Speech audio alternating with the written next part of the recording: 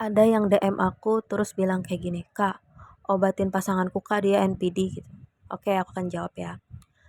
Yang pertama yang harus kamu lakukan adalah nonton di YouTube atau di TikTok akun-akun yang profesional, orang-orang yang ahli di bidang ini. Mereka membuat banyak konten yang berkaitan dengan NPD dan itu sesuai dengan teori ya.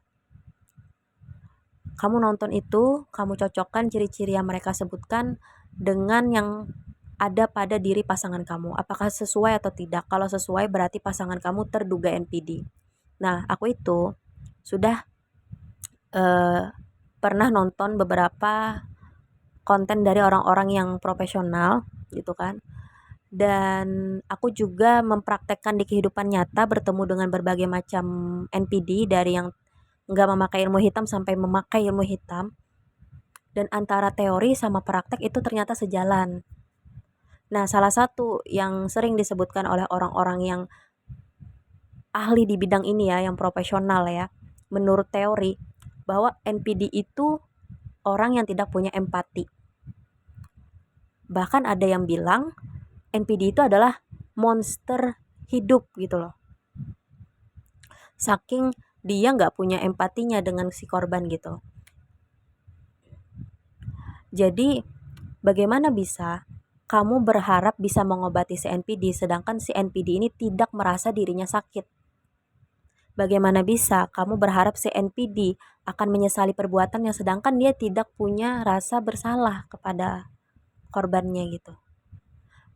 Yang menjadi kesalahan dari si korban adalah si korban ini menyamakan si NPD dengan dirinya, sedangkan dia orang yang si korban NPD ini rata-rata orang yang empat, iya, berlawanan dengan si NPD gitu. Dia memang suka mencari orang-orang yang empatinya tinggi gitu, orang-orang yang gak enakan. Wah, itu mangsanya banget tuh. Orang-orang yang gak bisa nolak, wah itu mangsa si NPD tuh.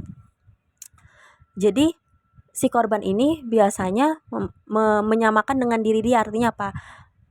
Si korban berharap si NPD ini sadar perbuatannya salah kepada si korban, lalu berharap si NPD ini akan menyesali perbuatannya lalu minta maaf. Padahal itu nggak akan pernah terjadi. Kenapa? Karena dia nggak punya empati. Si korban ini menyamakan dengan dirinya karena dirinya misalkan berbuat salah sama orang, kepikiran merasa bersalah lalu minta maaf gitu. Enggak, di dunia ini nggak sama. NPD itu nggak sama dengan kamu gitu. Dia punya pola pikir sendiri gitu, berbeda dengan orang normal pada umumnya. Jadi bahkan ya di di pada kenyataannya justru malah si korban NPD lah yang banyak berobat akhirnya. Kenapa? Karena terdampak dari perilaku si NPD itu kepada dia. Kalau NPD-nya mah jarang mau berobat, dia aja merasa nggak sakit, dia aja merasa nggak bersalah gitu. Jadi kalau saranku jangan berpikir untuk menyembuhkan si NPD gitu. Kamu aja dulu perbaiki apa yang sudah rusak dalam kehidupan kamu, dalam diri kamu, dalam pola pikir kamu. Iya, gimana mau ngobatin NPD gitu. Aku selama aku sepanjang hidupku bertemu berbagai macam NPD, aku nggak pernah menemukan satu pun NPD yang menyesali perbuatannya kepadaku. Satu pun. Apalagi minta maaf, apalagi berubah. Jadi aku nggak, kalau disuruh obatin Kak pasangan aku nggak bisa ngobatin. Aku nggak tahu caranya gitu.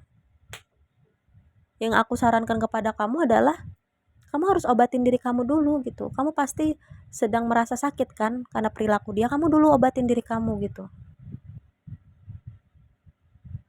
Kamu dulu obatin diri kamu. Banyak kok konten kreator yang profesional ahli di bidang ini menjelaskan nanti bagaimana caranya pulih dari NPD gitu kan. Bagaimana cara mengatasi manipulasinya yang secara teori gitu. Coba kamu tonton ya.